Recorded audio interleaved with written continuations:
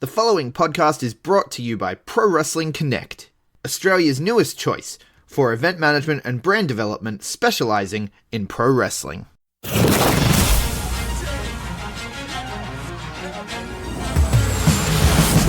now, the B Plus Wrestling Podcast. Watch global. Support local. It's the B Plus Wrestling Podcast. The news. B plus.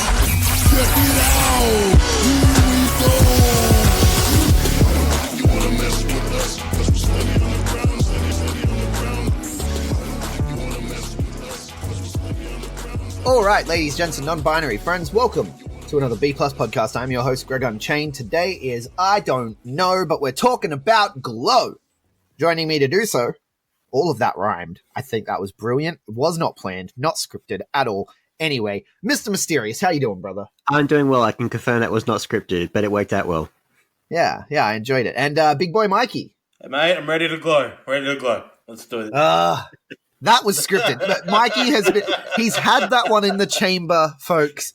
Ready to go forever. Ready to glow. Whatever. It's in my elimination It's a lame chamber. joke. There we go. It's an awful joke. It's like I am the dad here. Welcome to my. We realize this. Welcome to my penitentiary. All right, come on. No. Anyway. Just no. Anyway. We're not talking about penitentiaries. That's on Orange is the New Black. Same creators, different show. No, look, Glow Season 3. Let's talk about it. I love Glow. I love that there's wrestling shows out there. I'm very excited for Stephen Amell's Heels coming up on Stars. Can't Very wait. excited for that. But we're not here to talk about that. We're here to talk about Glow. I thought Season 3, compared to Season 1 and 2, not so great. Yeah, Greg and I were just talking about this just before. Like, I've kind of had a while to gestate. Like, I did a big binge of Glow Season 3, and I did enjoy it. There were some great elements to it, but then I kind of calmed and thought about it. Just all the stuff that I loved from Glow, like the first couple seasons, are not here in the third season. And, like, it's kind of hard to... They've just replaced a lot of what I loved with a lot of social commentary and a lot of big relationships. Which were great. Yes. Watching the show for what it became in this season, enjoyed it thoroughly. Loved the stories, loved the social commentaries. I was behind it 100%. I really enjoyed it. I thought it had some very important things to say. I think that the characters grew in ways that were logical, that made really good sense for the show, for the arc, for their individual arcs. Everything was great in that regard. It was very well written. Mm-hmm. But what I fell in love with in Season 1 and 2, and I talked about this on my Season 2 review, it was really like a love letter to wrestling.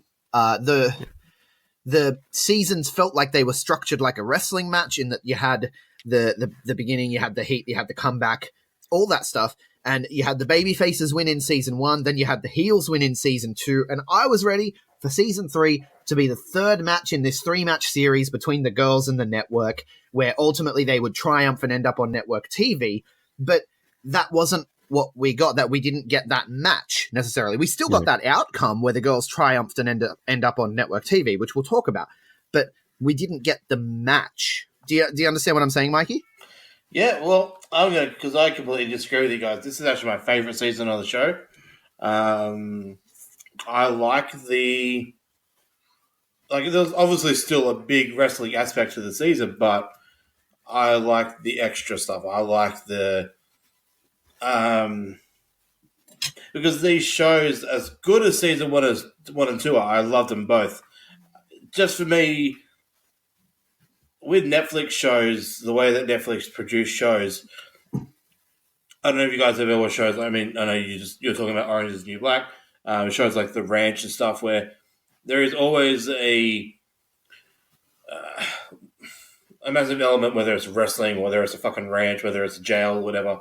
But with Netflix shows, when you start getting to Season 3s and 4s, they really do not shy away from the main topic, but they do bring in a lot more depth. And for me, I like that about this season, the big depth to the show. Yeah, I just watched Dear White People season 3, and they actually joked about it. Like in the very first episode, one of the main characters is going around trying to get people to sign a petition, and everyone's busy doing all these other things when in the first 2 shows they were all activists. But now they've all got their own stuff going on in this 3rd year of the show.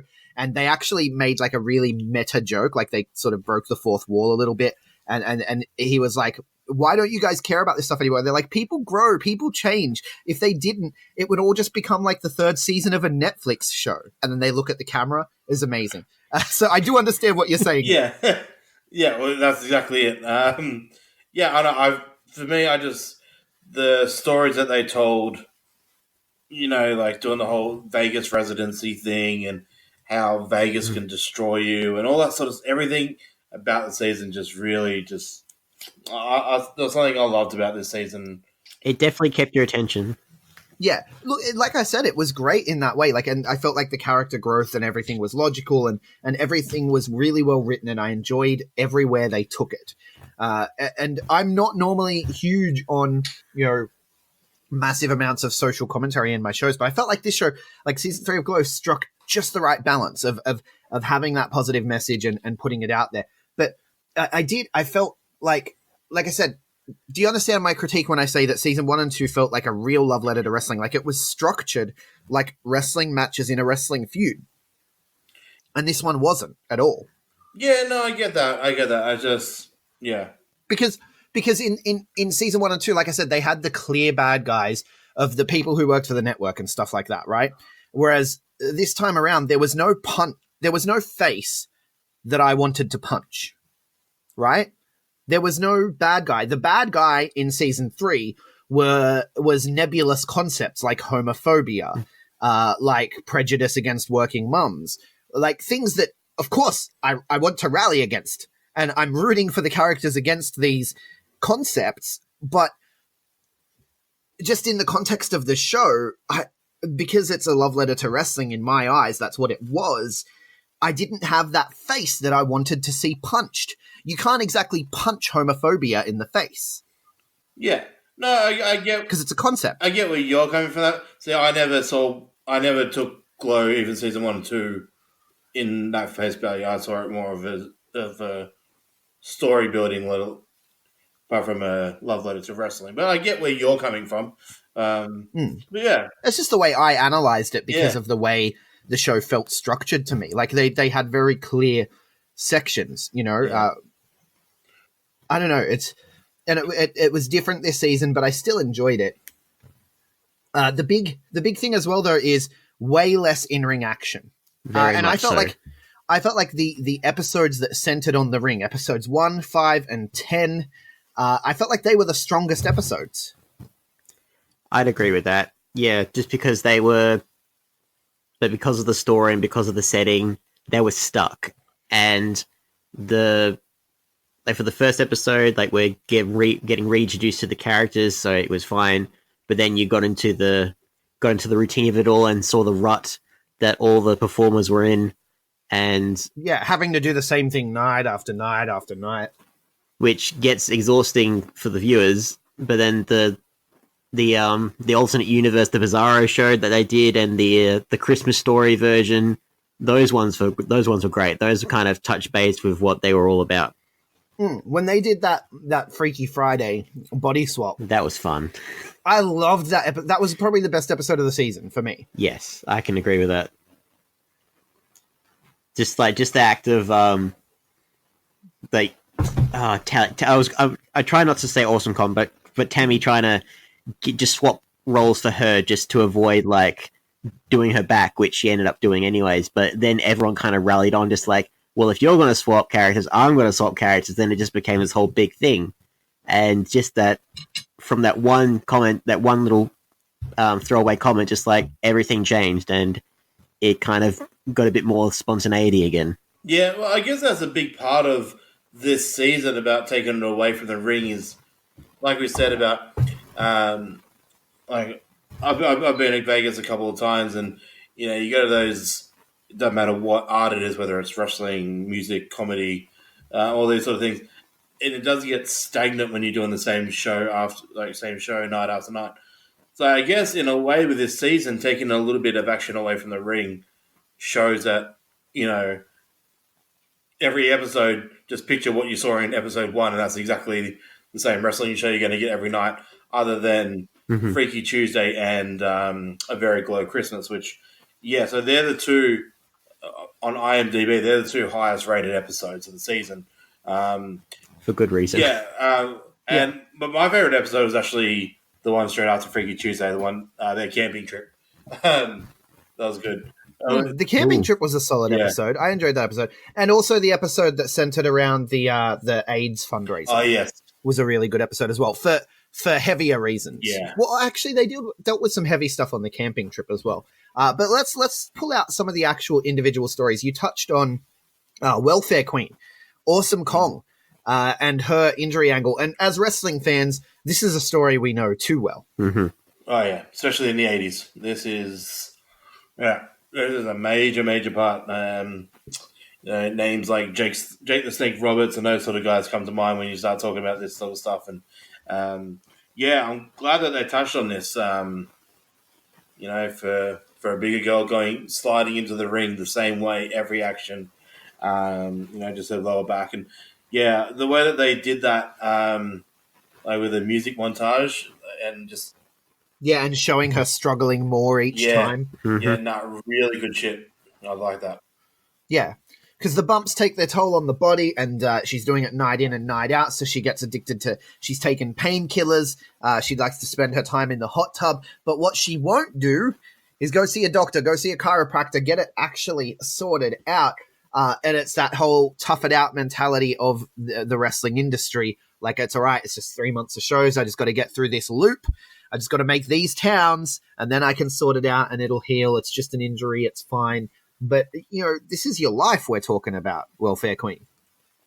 Permanent nerve damage if she insisted on it, and then the whole story about her being a manager, like to take her away from that, which, did we end up seeing that? No, I imagine that'll come in the next season. They kind of left it. Yeah. That story kind of died in the water. There was never any closure to that story. So I'm hoping come season 4, because it's not confirmed that there's a season 4, but I've seen interviews with the creators and stuff that are like, if there's a season 4, it is going to be far more focused on the ring. And so season 4 could be far more interesting for us as wrestling fans. And we could see them pick that story back up, pick up that loose thread, because it is still a loose thread from that season. With Tammy becoming a manager. This seems like the season where they kind of knew that they'd have a season 4, just the fact that they were confident just to really go all out with just the character development and just the relationship between all the different performers. I feel like they were kind of confident in that. Yeah, the other primary wrestling story we saw was Machu Picchu. Yes. Right? And obviously her brother... she comes from a wrestling family, and her brother is played by Carlito. Cologne, cool, whatever you refer to him as, yes. Yeah. And he's the only wrestling cameo in this season. Once again, showing they're straying from that wrestling route that the show came from, in my mind at least. Because there were plenty of wrestling cameos in the first 2 seasons, but this time around we just got the one. Yeah, I think you'll get a little bit more wrestling cameos in season 4. Because they did the whole Vegas residency thing, but now they go back to doing it on network TV. I think they will get a couple more little cameos. Her other brother in season 1 was Brodus Clay, right? Yeah. He's done. Yeah. He ain't ever going on. He's been cancelled. So he had all that legal shit going on. So I guarantee they stay away from him. But other than, I know the first season they had Mondo and Daniels, I think, and Joey Ryan. Chavo was in there. Yeah, Joey Ryan. So, a bunch of people. Yeah. I mean, having that relationship with Carlito, Carlito's got that connection with Nacion, Lucha, and all that. So guys like Chavo and Alberto and that, but all in LA. But you could see a little bit more cameos in that. But look, with them being in Vegas, I was expecting John Moxley to show up at some point. Or Renee. Those vignettes all tied together. It was about Glow all along. It was always about Glow.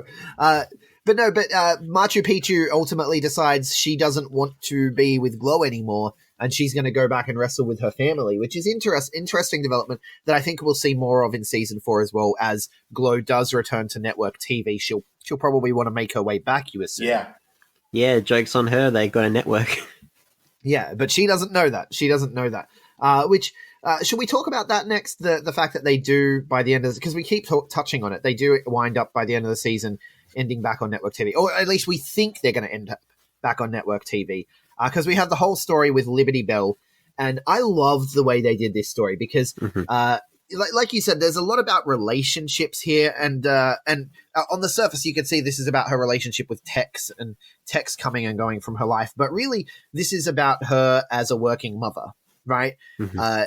Which is something that still to this day, it's difficult. It's not easy to do, and she's doing it in the 80s. She's a trailblazer. She's flying back and forth. She ultimately decides to bring her kid to Vegas with her, which leads to all sorts of different issues. She ends up working in the hallway a lot because that's where the kid likes to play, which I just, as a parent, I was just like, oh, boo, I feel you.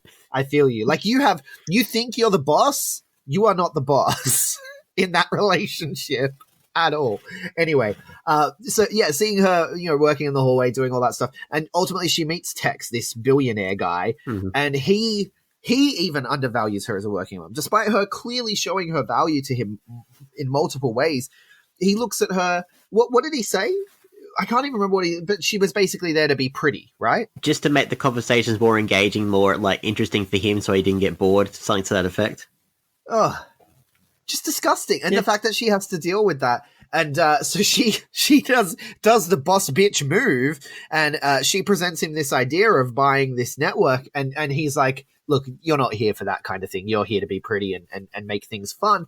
And so she's like, "Well, fuck you. I'm a boss bitch," and so she goes to Bash and undercuts her boyfriend in this negotiation, and ultimately Bash is going to end up buying a cable network. And they're going to end up on cable TV, presumably. They did leave that little thread where, like, as long as everyone keeps quiet, but then at the end, of course, Ruth, Liberty Bell told Zoya about it, and whether she keeps quiet is another matter. But I would like that to not be... I would like that to clarify that in season 4, like, just straight up, like, no, we have a network. I'd rather them not, like, dangle that for too long. Yeah. Yeah. How about you, Mikey? It's a very interesting storyline because I love how they played it towards the end, as she thought it was something that her and Ruth wanted, as she moves away from her acting career into more of a producer role, or TV, like a network executive, thinking that Ruth wanted to move away from that as well, and she thought that obviously her acting game wasn't as strong enough, but Ruth's obviously there for the artistic value towards the end there. It's very interesting, that last scene at the airport. I think it just leaves so much in the air for season 4. I love that part. Yeah, Liberty Bell is WWE, and Zoya is AEW. All about the art, man. She's NWA. This is the 80s. It's NWA with WWF. No, Machu Picchu is NWA. She's like, I'm going to go. Yeah, I'm going to go wrestle my family and keep it. But like you said, Zoya's all about the art, right? She's Kenny Omega. She wants to put on the classics. She doesn't want to make all the money and be a boss. She wants to be that tortured soul, especially because she couldn't even pick up a job. This is going to hopefully segue into the next one. She's going to even pick up a role in her own friend's movie. So yeah. Well, I was actually going to go to Cherry next. I wasn't going to go fuck to my Sam. segue then. Sorry, we can go to Sam if you want. Yeah, your segue. You got to look at the notes, man, because we were going to go from Liberty Bell being a mother to Cherry wanting to be a mother. See, you got to read the notes anyway. Cherry and her husband, their whole thing, they're trying to have a kid, and then they decide not to. And again, this is another one of those issues with she sees how hard it is to be a working mom. She's like, I don't know if I want to do that. Mm-hmm. I don't know if I want to ruin my body. All these sorts of issues that women have to deal with when they're in that situation. And he has like a very progressive attitude for a man in the 80s where he's just like, I want to make this family work. Like, that's what he wants. He wants to have a family. So he's like, I'll stay at home, right? And you don't even have to destroy your body. Let's adopt. Like, let's do the thing. Let's find other ways. And I thought it was beautiful. And to me, this was the most beautiful story because it's all about the love that he has for his woman and wanting to, like, and she struggles to tell him, I think. But ultimately, like, her struggling to tell him was silly because he loves her so much, and he's just like, I want to do anything I can to make this dream of a family a reality without ruining your other dreams and your life. And it was fucking beautiful to me, man. I love this story. Incredibly supportive, but I was worried that this is one of those other stories where it kind of got dropped, whereas like, 3-4 episodes, and then at the Glow Christmas special where he was Santa, like, then we kind of just, brought it all back together. Yeah, that last scene in the Christmas episode, I love that. Yeah, I like this storyline. Like you touched on, the man that he is, wanted to build that family regardless of what they needed to do, like, all these different options. And like you said, just that passion from him to his wife to his girl was just amazing. I love that. I'm glad they saved it all in the end. Yeah, definitely. There were like you said, when you've got this many characters, Mysterious, I think it's easy for some of the stories to kind of drop off a little, and that's something that I didn't see in the first 2 seasons. But I felt like they didn't try to explore too much of the side characters, whereas this season they really went into like everyone has a story pretty much, except for the biddies. Or the biddies kind of play a small role in the story with Beirut and Junk Chain. Yeah. But yeah, the biddies don't have a story. They're the comic relief. Anyone listening to this who's watched the show saw it in their head when I did that. God, they're hilarious. When they come out on the pokey machines, just having a slap on the pokey. Anyway. Promotional consideration paid for by the following. Hey everyone, just want to take a second to tell you about one of our new sponsors, OUTBREAK NUTRITION. OUTBREAK NUTRITION are creating supplements for survival, sharper minds, quicker reflexes, all the energy you need to take your performance to the next level, whether that be on the field, in the gym, on the gaming field. That's right, they have specifically designed gaming supplements as well to help you focus on those late night sessions. They even sell coffee, you guys, at OUTBREAK NUTRITION. You can get coffee pods, you can get coffee beans, you can get supplements for the bedroom as well if you want to enhance your performance there. These are performance enhancing supplements for every aspect of your life, specifically designed by gamers, for gamers, to stay fit and healthy in the gym, to stay sharp and focused on the game, and to dominate in all areas of life. So check out OUTBREAKNutrition.com, and for being a listener of our podcast, they will give you 10% off your order when you enter the code B+. That is BPLUS at checkout. So make sure, if you want to stay on top of your game, if you want to take your performance to the next level, OUTBREAKNutrition.com, enter the code B+ at checkout. Hey guys, just a reminder, if you want to hear all of these wonderful B+ podcast episodes completely ad-free, make sure you head over to Patreon or Podbean, where we are the featured podcast this week. You can subscribe for as little as $1 a month up to $10 a month, where anything you want to help us with, it really helps out. It's going to help us grow the site. It's going to help us redesign some things, and everything that we get through this and through the advertising as well is all going straight back into the podcast so that we can get Aussie Graps out there for the rest of the world to hear about, for the rest of the world to see, so we can grow this mission of watch global, support local, and build indie wrestling. So if you want to be a part of that and get some really cool rewards like call-in shows, bonus episodes, ad-free like I mentioned, then head over to patreon.com/theb+ and subscribe today. Next thing we want to talk about is Sam, right? Direct demand Sam. He's kind of lost for the first part of this season. Yeah, like he's not really. He's getting paid to sit around and do nothing. Really, he was a director of a show, and the show is the same thing over and over again. But he takes great offense to the idea that he's getting paid for a vacation. Yeah, again, he's one of those tortured souls as well. Like, it's all about the art to him. He ultimately ends up working with his daughter, who returns. It was great to see her come back. and she's written a script. And so he's working with her to get that made into a movie, which ultimately he does. But this story kind of felt pretty B grade to me. Yeah, like Kind of like his horror movies. yeah. If that was the intention, then they did a very good job in that regard. Yeah, I mean, I love the actress that plays Justine. Is it Britt Baron?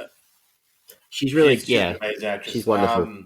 Yeah, that episode, Hollywood Homecoming. I think it's episode 7. Yeah, like that was a really interesting episode. Like that weird love story with Ruth and Sam was an interesting. That's a whole other matter. It was very interesting, and like the whole. I'll say this about that episode. I didn't like the whole heart attack thing because me personally, I have severe anxieties around heart attacks and because of family history and all that sort of stuff. And so whenever I see heart attacks displayed on, and this is a personal thing, whenever I see heart attacks displayed on TV or movies, I just hate it. I hate it. Like it's something I know I have to deal with, but I just can TV shows just stop giving characters heart attacks, please? It makes me really uncomfortable. Think of the children. But that was a really strong part of that episode. I actually thought for a second, I was like, shit, are they killing Sam off? Like holy crap, holy crap. Interesting note about that episode specifically. Alison Brie directed that episode. The only one that she's directed so far in the whole series. So. Okay. Yeah. Interesting. You can see the difference in episodes. Yeah, definitely. Yeah, that's a really interesting story with, I don't know where Sam and Ruth go from here. Like, they're weird, like... Yeah, well, did Ruth even break up with her boyfriend, the cameraman? Like, did they officially break up? He was going overseas, and they had this phone conversation in the lobby of the Vegas hotel that was really awkward, and he's like, oh, don't do this, and she's like, I'm not doing anything. But then the next day she's confessing her love to Sam, and it was all over the place. Yeah, so it's going to be a weird story. I'm guessing they all go back to LA next year, and obviously there'll be a little bit more Sam and Ruth there, but because it ended weird with because he made it's a weird storyline with this older guy. Like, I don't know how old is Sam meant to be in the show? Like in his 50s? They don't say, but they say that he's twice as old as Ruth. Yeah, I don't think the age thing. No, really not so matters, much. though. Just the weird sort of make-out session in the bar. That was kind of weird. And then him breaking the news about her not getting the roles after it, and That was awkward. I'm like, okay, fair enough. Where are they going with this? But yeah, they just sort of didn't touch on it for the rest of the season. But I think that's going to be another big. A big thing about this season, I think you touched on it with the Tammy stuff before, is they've left a lot of open ready for season 4. So I think that's something that they'll touch on quite early and quite strongly in the next season. Yeah. And like I touched on before, the big bads in this season were really nebulous concepts like homophobia and even transphobia a little. We had the situation with Sheila and her whole thing with the wolf in the desert and the camping episode and stuff. And she kind of this was a real coming of age story for Sheila, right? Like she kind of finally felt comfortable shedding that wolfkin skin, I guess you could say. And she worked a match as Liza Minnelli, which was a fucking highlight of the season. I love that. Worked out really well, just like how she forgot her lines, just like, whatever, I'm drunk. Like that, it was like perfect timing. And that played into her, like, obviously she's a serious actress, much like Ruth, and she wants to do serious acting. And she finally sort of loses the wolf getup, and she ends up on stage doing a monologue piece because Ruth no-shows the performance because she's busy hooking up with Sam. Or busy just pining over the job that she seemed like a sure-in for her, and then just she found out that it wasn't. But Sheila's whole story was wonderful, and it ties in as well. Like, so they had the whole the AIDS benefit, right? Like, it was a charity thing for AIDS that they performed at, that she did that performance at, and you also had Beirut Beirut's story of coming out as a lesbian. Yeah, which was beautiful, and just in the Christmas episode when she got the rainbow and the Playboy magazine from the biddies, and the biddies had this whole thing earlier when they were camping about them being, pretty homophobic, not wanting to wrestle. Like when the character swap situation came up, they kind of wanted to do a full swap so that they could stay wrestling each other and not have to wrestle Junk Chain or Beirut, because they didn't want to wrestle lesbians because heads go near crotches. Yeah, and it was pretty gross. Yeah, I do love the episode. But it seems to come. I do love that episode with the charity event. I think that was a really strong episode. That one, when what's her name? Sheila did that the monologue, the Miss Julie monologue. I thought that was great. I think that was a really strong episode, and just those scenes towards the end where they were fucked, like all the spray painting on the sides and all the fire and all that. Yeah. Yeah. The attacks on the AIDS benefit and sort of like the home queers, all that and sort of how stuff. How fucked up Vegas was in the 80s.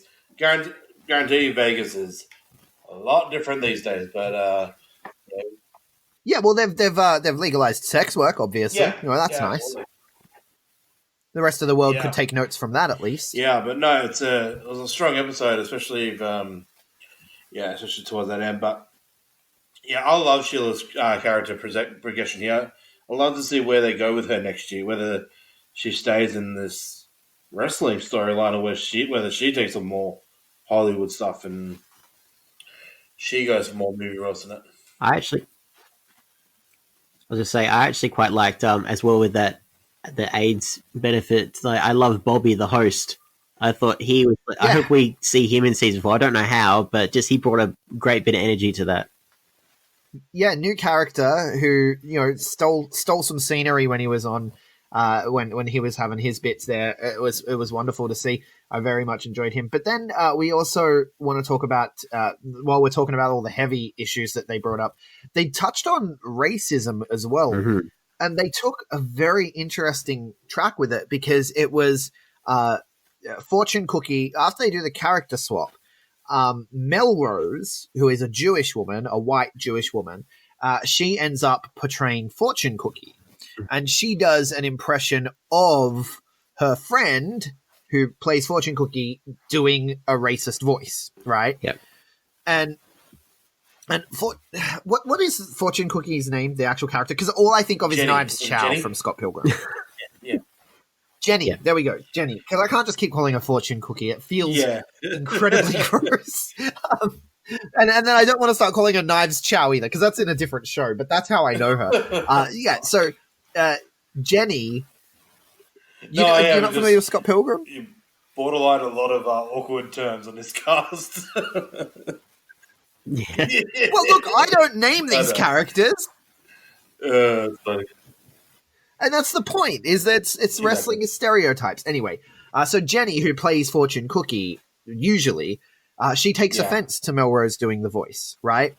And she sort of cries foul and cries victim, and she's like, you don't understand what it's like. You don't realize how hard it is having to do this every day, having to be in this...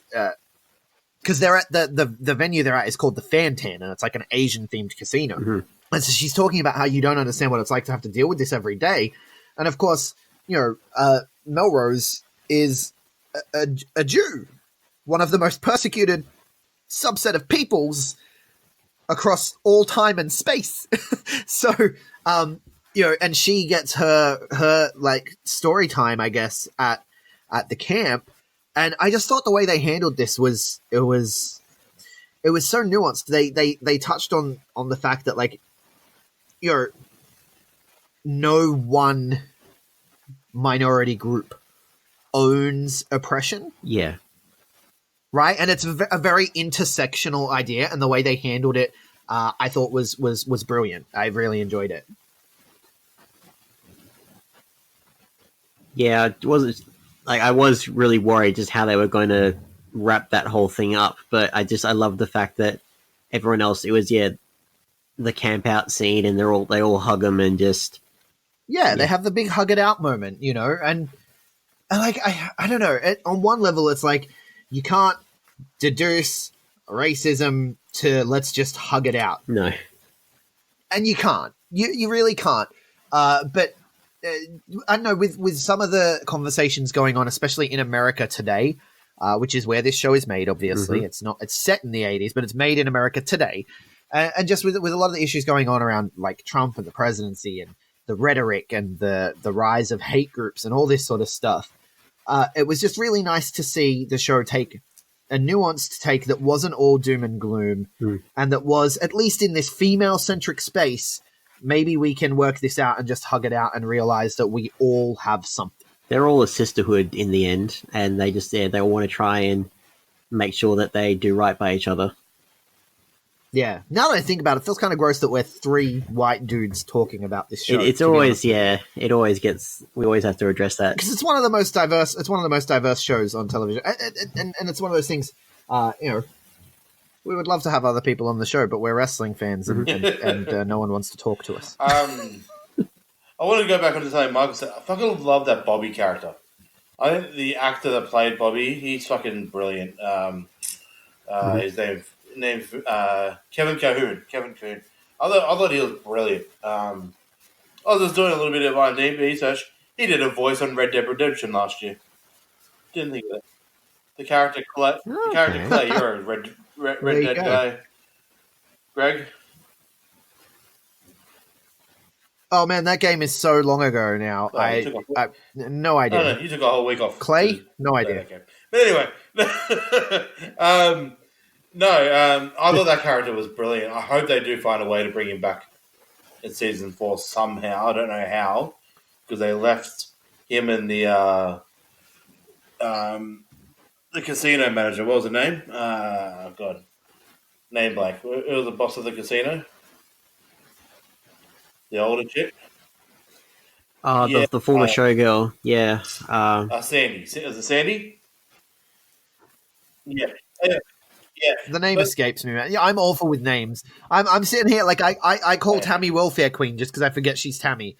I don't know what Machu Picchu's real name is. Like, I'm not great with the names. Casino owner and Bobby. I don't know how they bring them back in next year, because it was kind of the Vegas side of things. But I hope they bring Bobby back. I think, especially in the second last of the Libertinis episode, he killed it. You know who I hope they bring back? I hope they bring back the magician. I hope Bash gets a magician on Glow. That's what I love. I love Bash's youthful innocence. How he wants to introduce the BMXers to the Vegas showgirls routines. How he wants to, have a magician as part of the wrestling. I love Bash's youthful innocence. I feel like he lost it for a little, like halfway through the season. And you mentioned that there's no real figurehead that you want to kind of punch in the face. Like, it seemed like they were slowly kind of transforming him into just the oppressive guy in charge of a women's wrestling company. A little bit. And then they kind of course directed with the reveal of, which we'll probably touch on later. But yeah, it just seemed very off the center at first. Oh, you're talking about his bisexuality, which we already knew, really, because they had the whole, in season 2, they had the whole relationship with his best friend, right? Yeah, and so we didn't know, but we knew. We knew. Yeah. And it was sort of him coming to grips with it and him getting to know it and accept it, which, well, I still don't think he's accepted it as the season closes. No. He still seems like he's running from it, because what happens, so he has married Rhonda, of course, Britannica. And see, that's a name I do remember because Rhonda Howard, right? Because he's Bash Howard. Mm-hmm. And I remember that because it's Bash Howard Productions. And she's Rhonda. She marries him, so she becomes Rhonda Howard. And every time I thought of it, because she has red hair, I just thought of Ron Howard. Yeah, that's very... I love the connection. So that's how I remember her name. This is how my brain works, people. It is awful to live in here. Understood. Anyway... So they started a relationship in reverse. This is a terrible place to be. Batch and Rhonda, they get married, and this whole story with his mum coming and sort of approving of Rhonda and telling her to keep him interested, and releasing the trust fund because now he's a married man and all this sort of stuff. So now they're multimillionaires. That's how they end up buying the network. But Rhonda tries to keep him interested because she realizes when someone helps her ride a bike that Bash gets jealous and then kisses her, and it's kind of hot. And so she wants to do that. So she hires Melrose's prostitute. boyfriend. Yeah, a gigolo, I believe is the term. Who is you say boyfriend, but she pays him. Yeah. It's a situation. It's kind of hard to categorize that kind of relationship, but so she does boy toy. Maybe we'll she go with hires that. Melrose as boy toy, and she. This is something that I hope gets picked up in season 4. She told Melrose there would be no sex. Yeah. And there was, not just with her, but with Bash. So I hope that Melrose gets upset about this if she gets wind of it, because I want to see that cat fight. But Rhonda, like, just have a potato and receipt happen in the ring. You know what I mean? In season 4, Yeah. like, she hears about it, so she just clocks her one. Like, it feels like something that should happen. Anyway, they end up in a situation where Bash is kind of... WWE stole their Mike and Maria Kanellis story from the scripts of Glow Season 3, because Bash sort of cucks himself, you know, if you want to use that language, then he wants to watch, and then he ultimately joins, and it's this whole moment of, okay, Bash is clearly bisexual, he is acknowledging this here, we see him getting sexually active with another man, and Rhonda was into it, everything was fine, but then the next episode, he's running away from it again. He's ashamed, he pushes her away, and then ultimately comes back at the end and is like, look, I don't want to do anything else, I just want to be with you, let's go back to LA, and all that sort of stuff. And it really feels like he's on such a roller coaster, and this is where I love this story so much, because it is such a roller coaster of coming to terms with it, and it's not a straight line. He took a step forward, and then he's taken 3 steps back, and it's real. It feels real. And was it like it was Liberty Bell's decision, like, for him to tell actually Britannica, just like, let's just go home and have a family. Like, that was her advice, I think, to tell him. Yeah, and she's probably a little on the conservative side herself, right? Yeah. But I don't know, man. I'm really pulling for Bash. I want him to live his truth. I'm just like, get that boy toy, you know? I watched that scene, like the threesome scene, and I'm just like, yes, you're all happy. This is beautiful. This is a beautiful thing. And then you run away from it, and I'm just sitting there at TV like, no, you had it. You had the happiness in the palm of your hand, and it's gone. slipping. Why? It bums me out when I see people do that. When I see people, because this happens in my real life, I see people have that moment of clarity and then get scared of what it means and run away from it.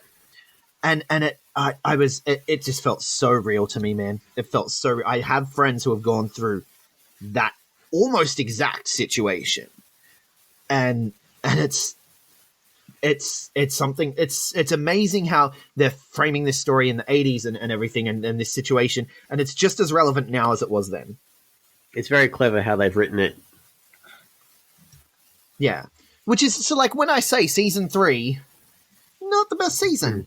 Like, I got to put an asterisk on that, because it is the best season for other reasons, but just as the wrestling fan enjoying the show about wrestling, perhaps I less so. think both Kate Nash, Britannica, and Bash, I think they were the MVPs of this season in terms of story and acting. I think they fucking hit that out of the park. That whole scene, the whole story, it just, like you said, it just, I don't know. That was one of the most. It was probably the biggest scene of the season. I think it just the whole thing. I think they just nailed it this season with those two. Well, it's just a thing as well where like they did the whole relationship in reverse, where they got married, then they fall in love with each other, and I do like at the big campouts where they're out in the mountains and everything else, where everyone's trying to make fun of Bash, like they're trying to call Bash just like a hard ass and everything else, and like no, she defends him. she defends him. Yeah, yes. See, those moments of just pure love in this show, they get me, man. They really get me. And okay, question for you guys: does Bash love Rhonda? Yeah, I'd say he does. Just the fact that he was, I feel like he was after the threesome, he was more like frightened by what she would think now that it's out there, and I think that shame kind of proves that he does love her, and like even before the threesome as well, just